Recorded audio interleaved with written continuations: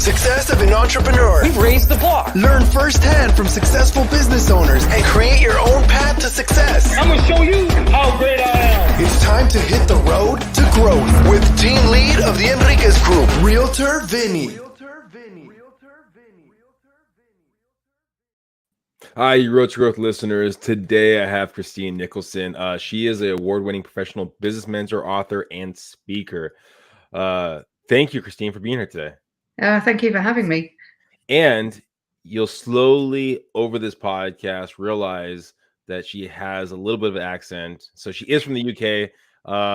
And so it'll be very interesting to see, because we had a lot of coaches on this platform, mentors, coaches, consultants, and it'll be interesting to see if the perspective changes a little bit. We've had a couple outside of the US. We've had some, throughout there, but it's always kind of interesting, the little nuances that do change through community to community. So thank you again, Christine. And I want to kind of start off really fast because I've had so many mentors, so many coaches, so many consultants. What separates you from other individuals like in that field? Oh, great. Because I only do one thing. Okay. And I really focus on the fact that 100% of business owners leave their business. It's just a matter of how they do it. Sometimes it's feet first, sometimes it's head first. Sometimes it's by choice and sometimes it isn't. And I only focus on those people who are really wanting to know what the end in mind is. You know, they have an end in mind, and I help them successfully get through that rough exit journey. Yeah, I think that's the bigger thing is actually knowing your exit strategy when you're even starting a business. And I don't think a lot of individuals look at that way when they start a business. Stephen Covey's 7 Successful Habits. Like, I only really know the one that I hang my little hook on, which is always start with the end in mind. And if I wanted to say the one thing that differentiates me, it's I help people start with the end in mind, and it's never too early. People always go, I'm not really thinking about exiting yet. Well, when are you going to think about it? And you should start thinking about it on day one. Yeah, so have you always had kind of like the business mindset, entrepreneur mindset, coaching mindset? Like a young Christine, who was she? Oh, the answer to that, the short answer is yes. Okay. My dad was in the Navy. I subsequently joined the Navy as an adult. But when we were kids, there wasn't a lot of money going around. We lived in a really poor rural area. And frankly, it was your kind of entrepreneurial spirit was driven by necessity. We needed food. Food meant earning money. Let's go out and find some ways of doing that. And, my entrepreneurial journey really started very young, when I was about 10. What were you selling? What was that entrepreneur mindset at 10 years old? Okay. I was arranging a cooperative of knitters to knit sweaters. And it was just a case of, there was people who were willing to knit, and there was a shop that wanted to buy them. I just had to get them all in one place. And I just figured out really quickly that was a good way to earn money. I suppose it's the equivalent of Lucy out of Snoopy on her lemonade stand. She had the lemons, and she just decided what to do with them. So did you know the knitters first, or the actual people that wanted to buy them?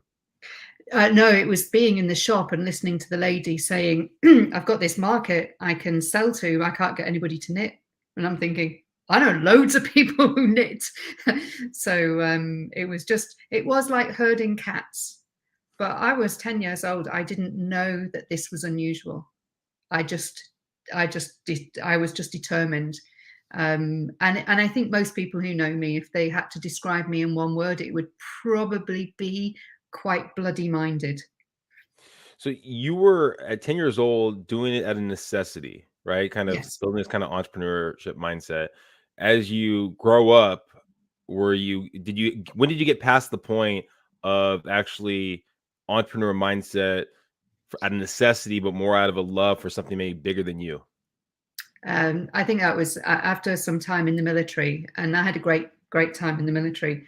But when I came out of that, I realized that I needed to do something grown up. I just spent several years of my life having fun. And all of a sudden it's like, now I really need to get a grip of being in charge of my own economic destiny. And it took a while. I qualified as an accountant first and went and did several jobs. And then it was a case of, when I was a kid, I saw one of my favorite uncles start his own business. And he was really good at the technician aspect. He could do the doing, if we use E-Myth terms, but he didn't really know about the how to run the business bit. And ultimately it failed, and it kind of crushed his spirit. So the first time I consciously stepped into that business role, it was with the determination that that was never going to happen to me or anybody that I knew if I could help it. And that immediately turned me into an absolute problem solver and fixer. And I would try and fix things, even if the person who I was trying to fix their business for hadn't asked me and didn't want to. So, I also understood the whole rejection thing. It's like, get out of here. This is my business. So if I'm going to fail, I'll fail my way. And that used to devastate me, but I've got used to that now. Well, before we get to you helping people and fixing people, I mean, it's when I think of military, right? And this might be basically an American thing, I don't know. But when I think of military, I think more of restrictions, more of people telling you what to do. When I think of entrepreneurship, the sky's the limit, right? So it seems like there's a little bit of a contradictory right there of like an entrepreneur, a young entrepreneur going, you know what, I'm going to join the military. What happened there? So when I was a little girl, I only wanted to do two things. I wanted to become a barrister or a lawyer. And here in the UK, the barrister wears a wig. And I wanted to follow my dad into the Navy. I just saw the life that he'd had, and I just thought I want to travel the world and do all of those things. Because I left school so young, becoming a barrister wasn't an option on the table. And when I followed my dad into the Navy, what I quickly realized was that the Navy is a bit different from most of the forces, by the way, because you're on a ship, you're miles from nowhere, and they operate within frameworks. So yes, there's a hierarchy of doing as you are told, which you are taught in basic training. But actually, when you're out there, I actually think it was Eisenhower who said, no battle plan survives first contact with the enemy. You do not get any more entrepreneurial. You can plan all you like, but the minute someone, as Mike Tyson says, nobody expects a punch in the face. The minute you get punched in the face, you then have to respond to that. Now, when you're in the Army and the RAF, I think the structure is slightly more rigid. When you're in the Navy, it's everybody knows how to work in a team in a way that if you don't all work together, the ship might sink. And it's a little different when you're in the Army or the RAF. But in the Navy, the most important thing is, here's a battle plan. We know what the goal is. And again, this is another entrepreneurial thing. There is a goal. We kind of know how to get there, but if there's some barriers put in our way, we just got to get past them. We can't sit there going, oh no, there's something I can't get past. We just got to do it. Or you quit and go and work elsewhere. So in some ways, my military career actually reinforced some of the entrepreneurial ways of thinking. Well, first off, I think you probably one of the first people ever to have a quote of Eisenhower and Tyson one after the other. So that's definitely a first right there. And so you get out of the military. Did you already have it planned that you were going to be leaving the military at a certain time? Oh no, I was in there for life, and but I joined something called the Women's Royal Naval Service, and their strapline was never at sea. We were a Royal Naval Support Service, and the men went to sea and the women stayed shoreside. And then some bright spark decided that it would be a really good idea for women to go to sea, and all of us that were in the Wrens, we didn't want to go to sea. We joined the Wrens so we could stay on shore. And I get absolutely chronically seasick. So really didn't have a choice. It was either permanently have a damaged stomach lining or or go and do something else. And seasickness is no fun. And actually, do you know what? Sometimes if you're in the wrong business, or if you're in the right business with the wrong people, it can feel a lot like seasickness. So I learned some really valuable lessons about the level of pain that I was willing to tolerate. And certainly from a seasickness perspective, I now go back to, when I'm in an entrepreneurial journey, I always think, is this like seasickness? Then okay, I now have a benchmark to, I need to go and do something else, or I need to change this. I need to change the people. I need to change the environment. I need to change what I'm doing. Now you kind of, I guess, forced out of the Royal Navy. And I know you kind of brought up that you like telling other people, or helping other people about the business and how to fix it. And so what happens directly after you're kind of forced out of the Royal Navy? Is it, okay, I'm going to get a 9-to-5 job? What happens next just to survive? Because now you're probably not getting a steady paycheck. You got to find a way to survive. Yeah, I mean, it was back to that whole necessity thing. I started to study to be an accountant. So I took a job that was going to support me through my studies. And I was very lucky. I had some really interesting jobs while I was studying. I worked out in Russia, for example, way back in the mid 90s. And then when I qualified, I actually took a job with a family-owned business who were looking at their exit, and they had grown this business over decades, and it was all very messy. When they saw a gap in the market, or a gap in their ability to do what it was that they ultimately wanted to do, they would just go and buy a company to fill that gap.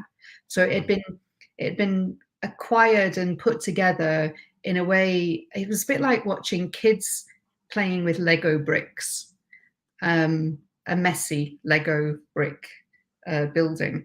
And my job was to help package it together so that it could be sold into proper little bundles. So I had a 4.5-year apprenticeship of exit planning and succession planning and value adding. And when I came out of that, and I was literally the one that switched the light switch off as I left, I had some cash, and I had a couple of business ideas, and I had a lot of contacts with people who had just got a lot of money and were looking for ways to invest it. And so at the age of 32, 33, I actually started what I call my first grown-up business, because it was a lot of cash investment. It was pre-financial crisis, so I went to the bank and I borrowed millions of pounds. Like, it just wouldn't happen these days. I presented them with my business plan, and the banks were literally falling over themselves to give me money. And I started this a healthcare business from absolute scratch, having no experience in healthcare whatsoever, and just knowing that if I employed the right people and I got them doing the right things for the right reason at the right time, that this would be an opportunity to make money and grow something really meaningful. And that's what I did. And before I knew it, we were turning over millions of dollars with over about 15 months. We were literally generating millions of dollars worth of revenue and really high levels of profit that we were reinvesting in further acquisitions.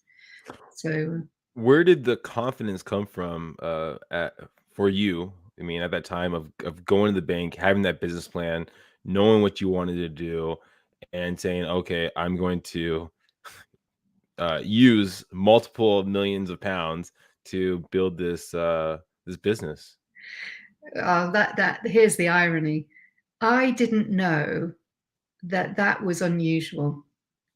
I'd just been in a business where, all of the companies all together, there was about 40 of them.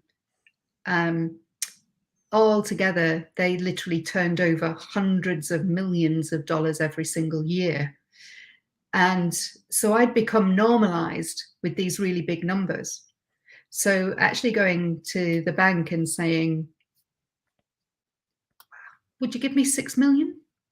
It didn't seem abnormal. I mean, I look back at it with hindsight and I just think, oh my God, what was I thinking? But I had that, the confidence of naivety. And I think as entrepreneurs, sometimes we can overthink it. And honestly, sometimes you've got to just ask and not be afraid to hear the word no. In fact, sometimes you've got to ask and not even have the opportunity to think that no might even be an answer.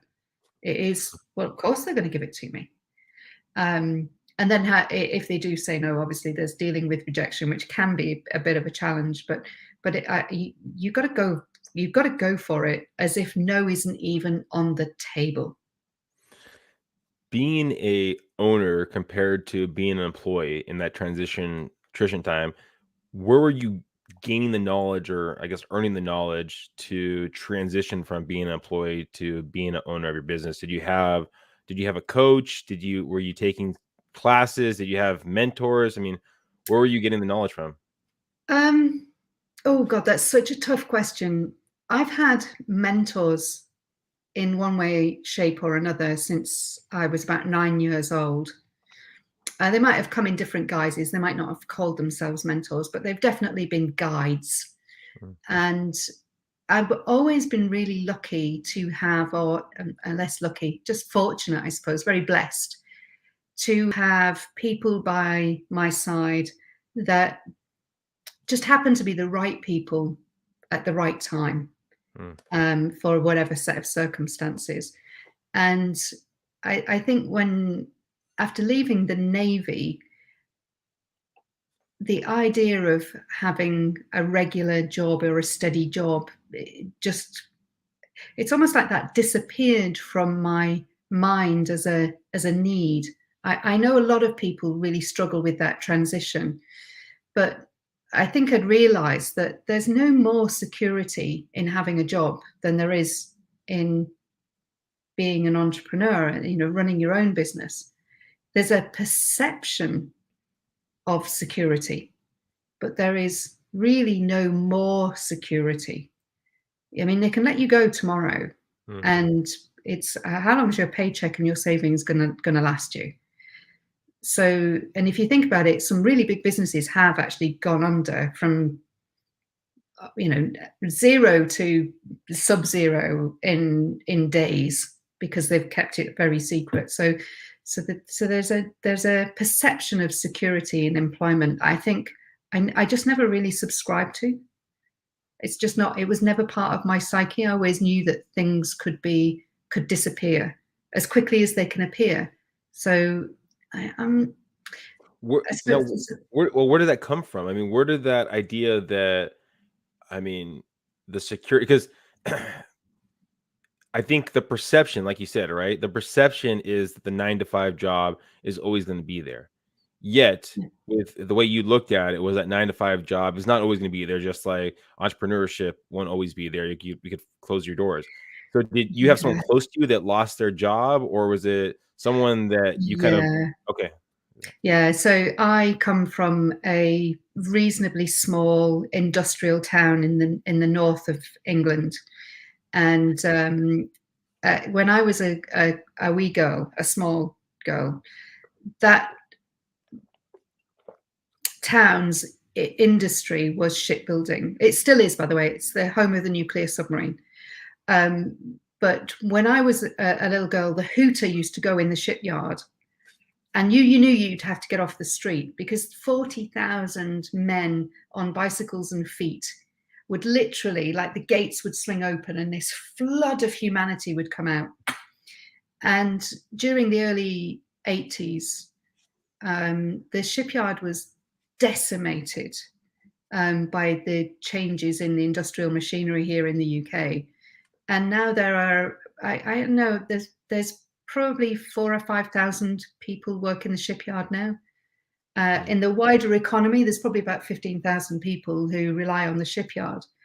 But it used to be 40,000 in that shipyard. And actually, here's a complete, it's quite relevant right now. There is a movie out right now called The Phantom of the Open. And it is actually about a guy from Barrow-in-Furness, which is where I'm from, who worked in the shipyard. And he woke up one day and he just decided that he was going to play in the British Open, the golf tournament. And he'd never played golf before. And he did. He went and played. And he's actually quite famous in parts of America because in the first day, he hit the highest number of shots. And when the press said to him, Morris, you've hit the highest number of shots today. What do you have to say about that? And he went, does that mean I've won? And it is just like his wide-eyed optimism. But if you see the film, you'll see a little of the situation that I was basically brought up in. And, in the shipyard was the lifeblood and is no longer. Well, let's rewind just a quick second. You said that you had the right mentors in the right moments, and they maybe they weren't called mentors, but they were mentors, I guess. How do you know you have the right mentor at the right moment? I mean, is there a feeling? Is there a gut? Is there a reaction? I mean, how do you know? Yeah, I think it's an intuition, and I feel very blessed that I've never gone out looking for a mentor. It's just I've attracted the people that I've needed around me purely. I think mainly from just being, I'm tempted to say wide-eyed innocent. Mainly, and the reason why I use that phrase is because I never really go looking to get something from somebody. I always look to see what I can learn from others. And sometimes that willingness to learn or that curiosity has put me in front of some brilliant people. And these are not, we're not talking about Elon Musk and Jeff Bezos and or however you pronounce his name. I'm not talking about a really high profile people. I'm talking about genuine people who live their lives in service of their communities or in service of others. And when I was 9, I learned that life is a service industry. But that does not mean that you have to be a servant to others. And being of service and being a servant, two very different things. What is the powerful quote? You help enough people get what they want, you'll get what you want, or something like that. Yes, yeah, I can't remember the phrasing exactly, but it's exactly it is. And I've never done it cynically. And so I think because I've never done it in a cynical, what can I get out of this situation? It's a bit like karma, I suppose.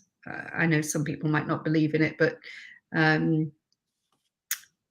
is always, look, good things will happen to bad people and bad things will happen to good people. But on the whole, good things will happen to you if you let them happen to you. But you also have to stand in your own space and take personal responsibility for what you're doing. And if you do good, generally you'll attract good. Well, and I think the key thing you said there, if you allow it to happen, I think sometimes people have the opportunities of good things to happen to them, yet they're not ready for them at the moment, or they don't want to see the actual goodness in it, and they kind of turn a blind eye to it. So I think that's huge, just to be open to it. Now, Yes. you had the success in the business. When does the transition of looking to put a book out, looking to help other people, and you've already talked about the idea of helping others out, yet when did the actual speaking engagements, books, coaching things start happening? Yeah, so that started in about 2015. Okay. And I had done a lot of working quite closely with a number of businesses, and it dawned on me that I needed to help more people rather than helping one person quite a lot. It would be better if I helped more people. and actually met a really good business coach who talked to me about the whole concept of mentoring and coaching. And at the same time, I also met somebody who's still a client who was talking to me about being number blind. Oh, I can never get the numbers. I can never remember. It just, it just doesn't feel right. And I always thought, wait, nobody's number blind. Okay. If you can do ABC, you can do 1, 2, 3. It's just a language.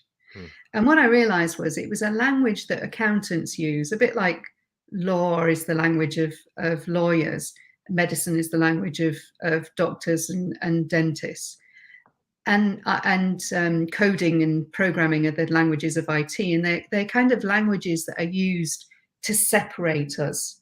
And I'm an accountant, and it frustrates the life out of me that if I want to help people as an accountant, they need to be able to communicate with me.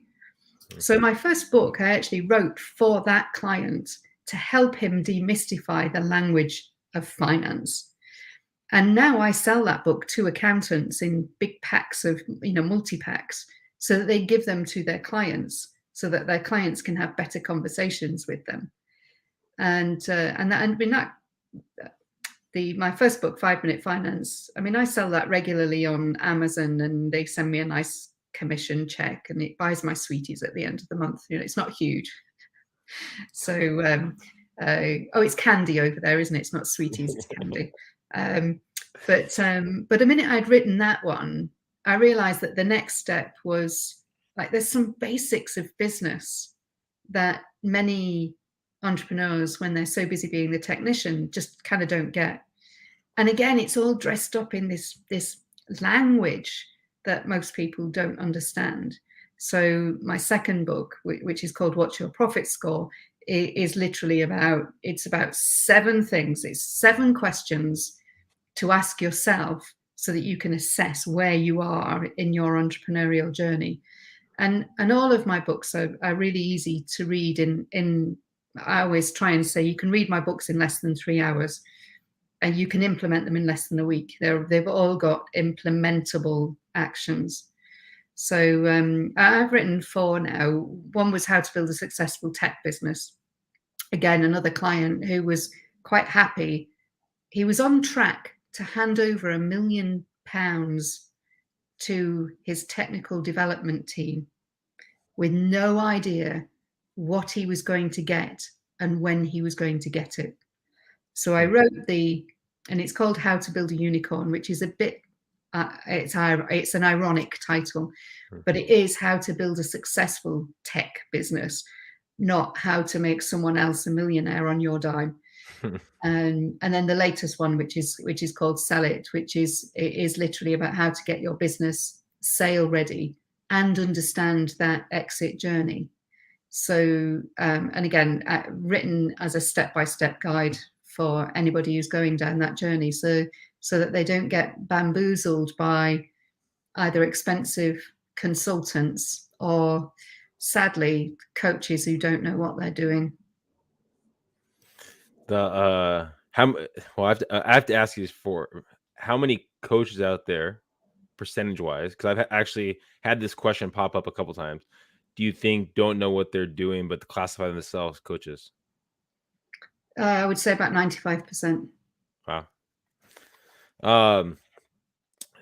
Now, you've talked about it before that you would give people advice on their businesses even if they didn't want it. What have you felt has been the difference between that time of giving the information without them maybe not wanting it or not asking for it, compared to people actually coming to you and paying for it and getting the advice?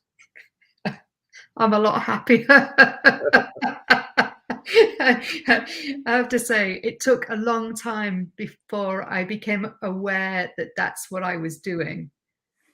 Honestly, it took a really brave person to hold that mirror up to me. And when I realized it, there was that moment where the little penny drops, and I was mortified, because I'm just somebody who likes, I see a problem, I like to solve the problem, and then it needs to be fixed, because it's like knowing and not doing is just such an anathema. It's like, well, if you know it, why wouldn't you do something about it? So whereas now I have to hold, I do hold myself back. I ask for permission now. And it's, are you just telling me a problem, or do you want me to solve a problem? It's so funny you say that, because I've actually, I mean, I've heard, and I always thought it was a more of a male thing to want to fix things, right?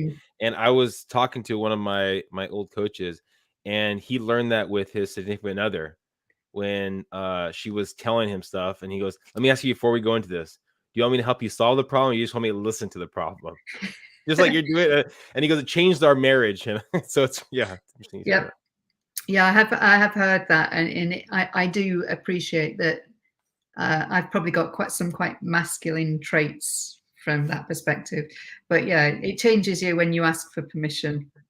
Yeah. So even though I much prefer asking for forgiveness, to be honest. But if you ask for permission, you can also ask to be paid, and that's something else I learned, that I've been starving. A few times I've literally almost pro bonoed my life away. Oh, wow. And then you get to desperate, or you get to that point of necessity, and that changes things. And there's nothing going to drive people to do the things that are needed in their business than necessity. I mean, you literally need your house to be on fire sometimes. And I've been there a few times. Well, and I think there's probably a lot of people listening that they want to help other people. And so sometimes they go, "Well, I don't need to charge too much because I want to make sure that I'm helping other people." And sometimes it gets to the root of, okay, I'm not worth it, or however you want to kind of spin it. What was your journey of saying, okay, I need to charge more so I can have that quality of life and help more people? It was that, I go back to the phrase that I just said before, where I was literally pro bonoing my life away. And I was pro bonoing it to people that, even as I was helping them, I could see that they didn't actually really appreciate what was going on. And I had a proper, it's almost like somebody gave me a knock on the head. I realized how unhappy it was making me, and I knew it had to change. And I actually had a business coach that literally came and showed me what my value is. But the second thing, that somebody actually sent me a book by Nancy Levin called Worthy.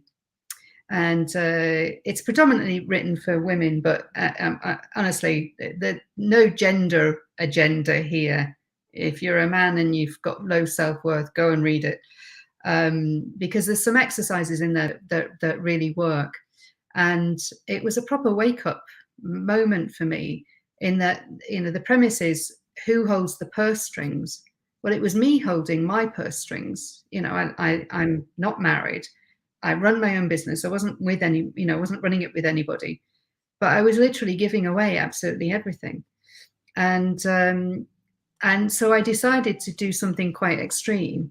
Like, the next person who I didn't want to work with, who wanted to work with me, I gave them a ridiculous fee. They said, "Well, if you want to work with it," honestly, I was shaking as I was doing it. And I basically I thought of a number and then added a 0 to it. Oh my gosh. And they still wanted to work with me. So I sent them an invoice thinking, well, that'll get knocked back. And then it got paid.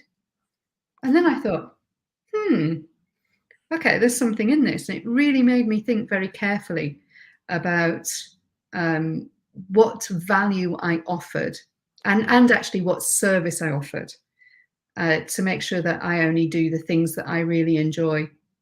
I have an A0 poster in my kitchen. And when I come down in the morning, before I even get to the coffee machine, this is the first thing I see. And it's got a picture of a little bird, and the bird is actually a wren, as a nod to my time in the wrens. It's a little bird, and it's got its wings out, and it's singing its heart out. And the words on the poster say, "Always do what makes your heart sing." And I have to remind myself to do that every day, because even though that guy actually paid me an awful lot of money, oh boy, did he make me miserable. So I kind of have these anchors of always do what makes your heart sing. And then if anybody's really making you miserable, like there's no pockets in a shroud. Life's too short. So, don't work with anybody who's going to make you miserable. But if you get really good at one thing and you're really known for that one thing, then actually you can, and that thing makes you happy when you're doing it, you can really get onto that, the whole road to success. If we were talking in 5 years from now, where do you see your business going besides adding another zero to another person you might not care to work with? Yeah, well, hopefully I won't be working with anybody I don't want to work with, and actually, pretty much now, I don't even go there, and I'm really honest with people. In 5 years, well, I've just started to employ people again, so I imagine that I'll have a team. I'll only be working with the clients that I really want to work with. I'll definitely have another couple of books. I've already started them. And I always say I'd be a part-time mentor, part-time author, part-time speaker, full-time role model. And actually, in 5 years' time, I'll be over 60, so I'll be wanting to make sure that I make the most of my energy. And I'd like to think that I'd be training the next round of business mentors and supporting the next round of business mentors and bringing the next generation through. Mentoring is misunderstood, and I'd like to make sure that I am part of that, improving the quality going forward. Do you, on that topic, so your books will help people for generations and generations, and do you plan to bring in other mentors like yourself and train other mentors under your brand or on your umbrella to take over? Yeah, I have a lot of tools, and 30 years experience that I currently use, and there's no reason why I can't educate other people to use those tools under license. And I've developed a particular tool that I use with all of my clients, and I got some developers to do a piece of software for me. So that actually works really well, and it means that you can get 30 years of knowledge, and then you just need to apply your own personal touch. So it wouldn't be like mini Christines running around the place, God help us. But it would be using some of my knowledge and background, and then you applying your own techniques to help your clients. Well, thank you, Christine, for being on the Road to Growth podcast. I mean, if people are listening, especially because you have so many different things that you have your finger in, speaking, writing books, coaching, mentoring, what's the best way of people staying in contact with you and staying in tune with updated items that you're doing, new books and things like that? Okay, so my website is businessmentoruk.com. And you can sign up for a newsletter down in the contact. Just fill in the contact form.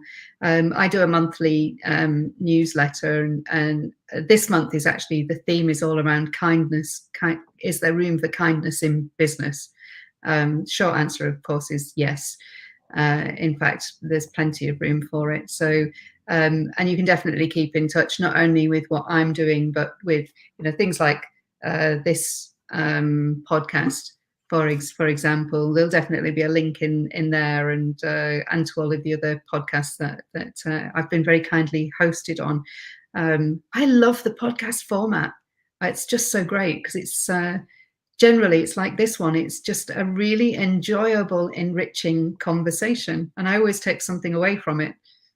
Well, I again, I appreciate you being on here, and I know, and I hope, but I know that a lot of listeners have taken away some nuggets from you. I mean, having the confidence, right, in doing whatever you're going to do is going to get you so much farther than not having the confidence. So have that. I mean, find whatever little success you had and build on that. And I think one of the key takeaways that I haven't had a lot of entrepreneurs talk about, yet it probably something deep down, is the idea that a 9-to-5 job is very similar to starting your own business, right? They both, one can let you go either by management, the other one can let you go because the product's not selling or whatever you're doing is not working, right? So yes, the startup in the entrepreneurship can take a little bit of time, yet nothing's certain. Tomorrow's not promised.